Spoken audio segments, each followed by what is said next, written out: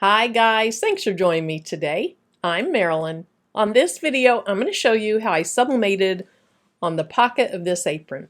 Now this is just the type of apron that you wear around your waist, and there's a couple of pockets in it for utensils or your cell phone, whatever you want.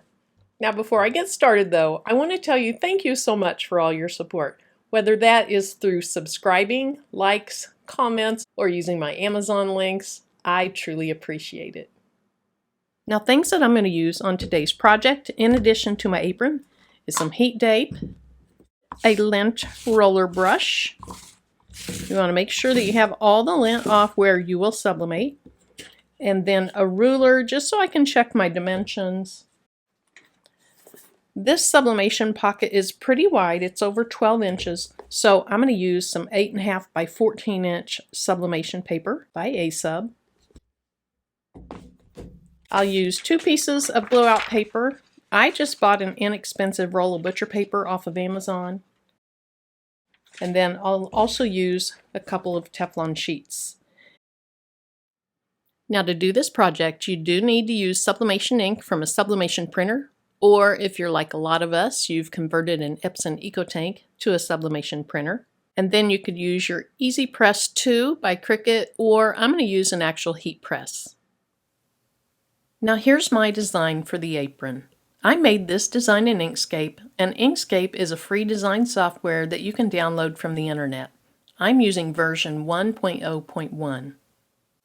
I knew I'd be printing my design on legal size paper, so the first thing that I did before making the design was I went to File, Document Properties, and then I selected this legal size piece of paper. Then right here, I selected landscape mode since my pocket is wide and short. Now I can just X out of this by clicking on this red X.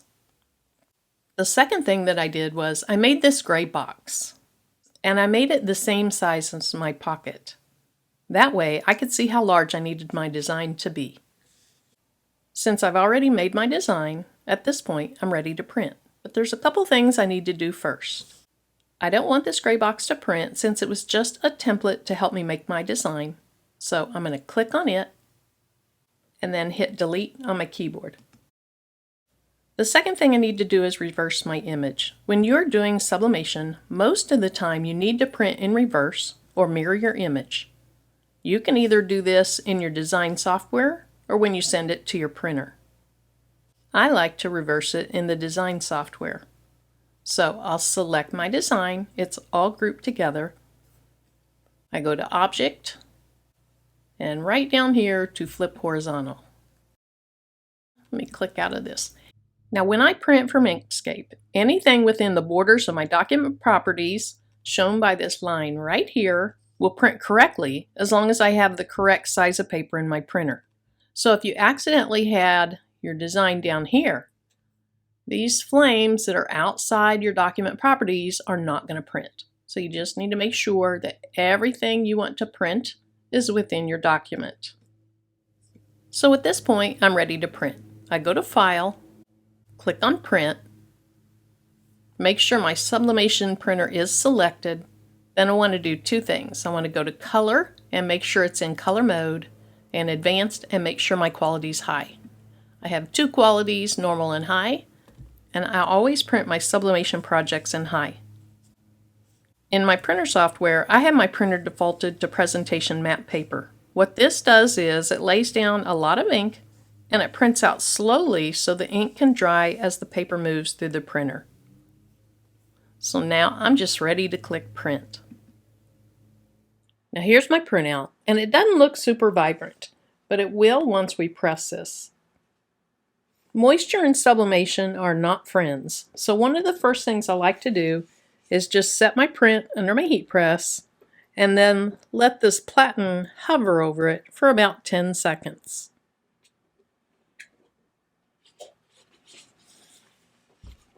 Then I have my heat press set at 400 degrees for 60 seconds.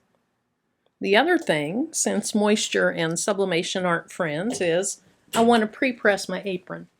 Now I'm going to do this for 2 reasons. to get the wrinkles out and to remove excess moisture. Now I'm going to pull the pad of my heat press out a little bit to let the seam fall over the back side. So I'm just going to pre-press this for 15 seconds.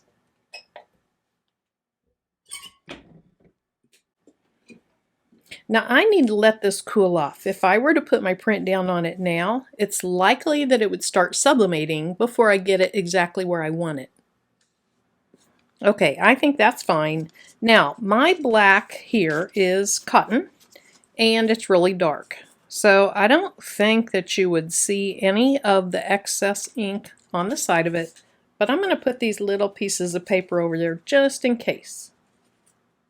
If they'll fit, I don't know. This design's pretty wide, or this pocket's pretty wide, so it may not stay. I can fix that. Now I'm leaving a little bit of room so that my ink can wrap around the sides of the pocket. Okay, so I can see through the back just a little bit, so that's going to help me place it. But I also pretty much centered it on my paper.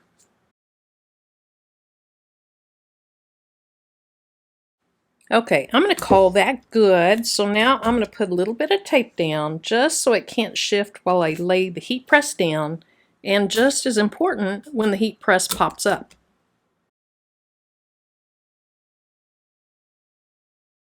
Okay, I think I'm situated well. And actually, I'm just going to take those off. I don't think they're necessary, and they're being a pain in the bottom. Now, as I was saying, if your design shifts when you're putting the platen down or when it pops up, you can get ghosting. I want this as crisp as possible, so that's why I use the heat tape.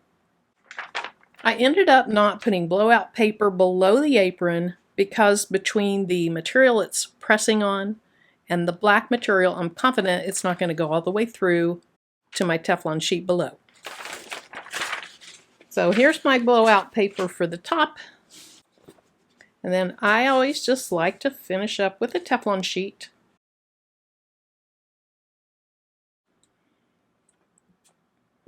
All right, let's press this for 60 seconds. Okay, so I'm going to put some pressure down so it doesn't pop up and jump.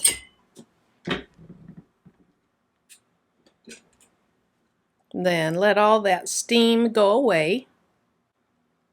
Okay, let's see what this looks like. Okay, I'm just going to hold this down and peek at one side to make sure the transfer's good.